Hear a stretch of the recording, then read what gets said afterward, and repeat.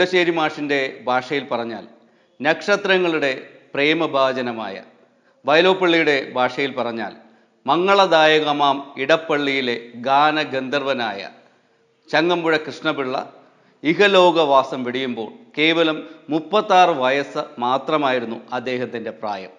കവിതാ സമാഹാരങ്ങളും പരിഭാഷകളും ഖണ്ഡകാവ്യങ്ങളും ഒരു നോവലും ഉൾപ്പെടെ 57 കൃതികൾ മലയാള ഭാഷയ്ക്ക്, മലയാള സാഹിത്യത്തിന് നൽകിയിട്ടാണ് അദ്ദേഹം നമ്മളെ, മലയാള ഭാഷയെ വിട്ടുപിരിഞ്ഞത്.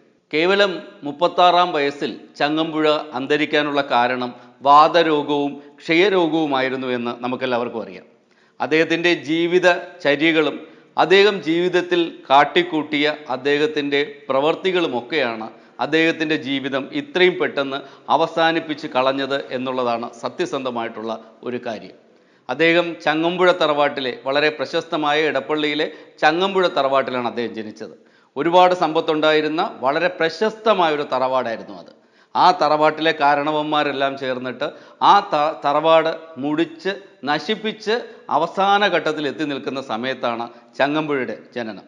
അദ്ദേഹം ജനിക്കുമ്പോൾ തറവാട് ദാരിദ്ര്യത്തിലേക്ക് പോയി കഴിഞ്ഞിരുന്നു. 5 സ്കൂളുകളിൽ പഠിച്ചാണ് അദ്ദേഹം തൻ്റെ സ്കൂൾ വിദ്യാഭ്യാസം പൂർത്തിയാക്കിയത്.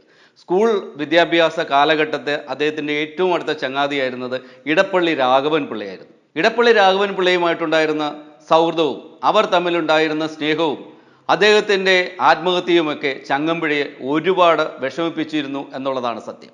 പിൽക്കാലത്ത് രമണൻ എന്ന് പറയുന്ന പ്രണയകാവ്യം എഴുതി മലയാളത്തിന് സമ്മാനിക്കാൻ കാരണമായതും ഇടപ്പള്ളി രാഘവൻ പിള്ളയുടെ ആത്മഹത്യ തന്നെയാണ്. എറണാകുളം മഹാരാജാസ് കോളേജിലും തിരുവനന്തപുരം ആർട്സ് കോളേജിലുമായിട്ടാണ് ചങ്ങമ്പുഴ ഓണേഴ്സ് ബിരുദം പൂർത്തിയാക്കിയത്. എറണാകുളം മഹാരാജാസ് കോളേജിൽ അദ്ദേഹം പഠിക്കാൻ ചെല്ലുന്നതിന് മുമ്പ് തന്നെ അദ്ദേഹത്തിൻ്റെ പല കൃതികളും പ്രസിദ്ധീകരിച്ചു വരികയും അദ്ദേഹം പ്രസിദ്ധനായി അറിയപ്പെട്ടു തുടങ്ങുകയും ചെയ്തിരുന്നു. കോളേജ് വിദ്യാഭ്യാസം പൂർത്തിയാക്കുന്നതിന് മുമ്പ് തന്നെ അദ്ദേഹം ശ്രീദേവി അമ്മയെ കല്യാണം കഴിക്കുകയും ചെയ്തു. കോളേജ് വിദ്യാഭ്യാസം പൂർത്തിയാക്കി മറ്റു തൊഴിലുകളൊന്നും ഇല്ലാതെ കുടുംബജീവിതവും എല്ലാം ദാരിദ്ര്യത്തിൽ മുങ്ങി ഒരുപാട് കഷ്ടപ്പാടിൻ്റെ ഒരു സാഹചര്യത്തിലേക്ക് കടന്നു പോയിക്കൊണ്ടിരിക്കുമ്പോഴാണ് ചങ്ങമ്പുഴ ജീവിക്കാൻ വേറെ മാർഗമില്ലാതെ കൂലിപ്പട്ടാളത്തിൽ ചേർന്ന് സൈനിക സേവനത്തിന് പോയത്. 2 വർഷത്തോളം സൈന്യത്തിൽ സേവനമനുഷ്ഠിച്ച ചങ്ങമ്പുഴ അത് മതിയാക്കി അവിടുന്ന് മദ്രാശി ലോ കോളേജിൽ നിയമം പഠിക്കാൻ ചേർന്നു. അവിടെയും ഏകദേശം 2 വർഷത്തോളം നിന്നിട്ട് അതും ഉപേക്ഷിച്ചാണ് അദ്ദേഹം തിരികെ നാട്ടിലെത്തി ഇടപ്പള്ളിയിൽ സകുടുംബം ജീവിതം തുടങ്ങിയത്.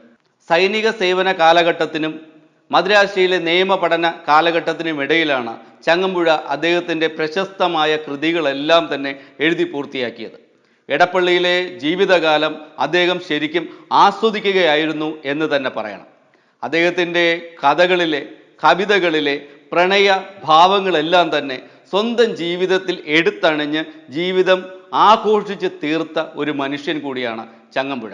ചങ്ങമ്പുഴയുടെ കൈവിട്ടുപോയ ജീവിതത്തിന് കാരണം അദ്ദേഹത്തിൻ്റെ പൈതൃകമാണെന്നാണ് പലയിടങ്ങളിലും പലരും എഴുതി വച്ചിട്ടുള്ളത്. ശ്രീജിതനായ ഒരു പിതാവിൻ്റെ മകനായി ജനിക്കുകയും അച്ഛൻ്റെ ചെയ്തികളൊക്കെ അടുത്ത് നിന്ന് കാണേണ്ടി വരികയും ചെയ്ത ചങ്ങമ്പുഴയുടെ ജീവിതത്തെ അച്ഛൻ്റെ പ്രവൃത്തികൾ പലതരത്തിൽ സ്വാധീനിച്ചിട്ടുണ്ടാകും എന്നാണ് പറയപ്പെടുന്നത്. ചങ്ങമ്പുഴയുടെ ജീവിതവും സമാനഗതിയിലാണ് മുന്നോട്ട് പോയതും. ഒരർത്ഥത്തിൽ അദ്ദേഹം ക്ഷയരോഗബാധിതനായി തീരുവാൻ തന്നെ കാരണം ഇത്തരത്തിലുള്ള ബന്ധങ്ങളായിരുന്നു എന്നും പറയപ്പെടുന്നുണ്ട്. ചങ്ങമ്പുഴയുടെ സ്വകാര്യ ജീവിതം എന്തു തന്നെ ആയാലും അദ്ദേഹത്തിൻ്റെ 57 കൃതികളിലൂടെ അദ്ദേഹം മലയാളിക്കും, മലയാള ഭാഷയ്ക്കും, മലയാള സംസ്കാരത്തിനും സമ്മാനിച്ചത് അഭിമാനിക്കാനുള്ള വക മാത്രമാണ്. മലയാളി ഇന്നും അദ്ദേഹത്തെ അഭിമാനത്തോടെ, സ്നേഹത്തോടെ, പ്രണയത്തോടെയാണ് ഓർക്കാറുള്ളത്. അദ്ദേഹത്തിൻ്റെ മരണശേഷം ഇടപ്പള്ളിയിൽ ചങ്ങമ്പുഴ പാർക്ക്, ചങ്ങമ്പുഴ സാംസ്കാരിക സമിതി, ചങ്ങമ്പുഴ കലാവേദി ഉൾപ്പെടെ നിരവധി സാംസ്കാരിക ഇടങ്ങൾ മലയാളി അദ്ദേഹത്തിൻ്റെ ഓർമ്മയ്ക്കായിട്ട് സ്വരുക്കൂട്ടി വെച്ചിട്ടുണ്ട്. ഇന്നും ചങ്ങമ്പുഴയുടെ ആരാധകർ ഇടപ്പള്ളിയിലേക്ക് യാത്ര ചെയ്യുകയും അദ്ദേഹവുമായി ബന്ധപ്പെട്ട ഓരോ വസ്തുക്കളിലും അദ്ദേഹത്തെ കാണുകയും അദ്ദേഹത്തിൻ്റെ കൃതികളിലെ കഥാപാത്രങ്ങളെ അനുഭവിക്കുകയും ചെയ്യുന്നുണ്ട്. മലയാളിക്ക് ഒരു നിമിഷം കൊണ്ടോ, ഒരു ദിവസം കൊണ്ടോ, ഒരു നൂറ്റാണ്ട് കൊണ്ടോ മറന്നു കളയാൻ കഴിയുന്ന പേരല്ല ചങ്ങമ്പുഴ കൃഷ്ണപിള്ള. ഓരോ മലയാളിയുടെയും ഹൃദയത്തുടിപ്പാണ് ശരിക്കും ചങ്ങമ്പുഴ കൃഷ്ണപിള്ള.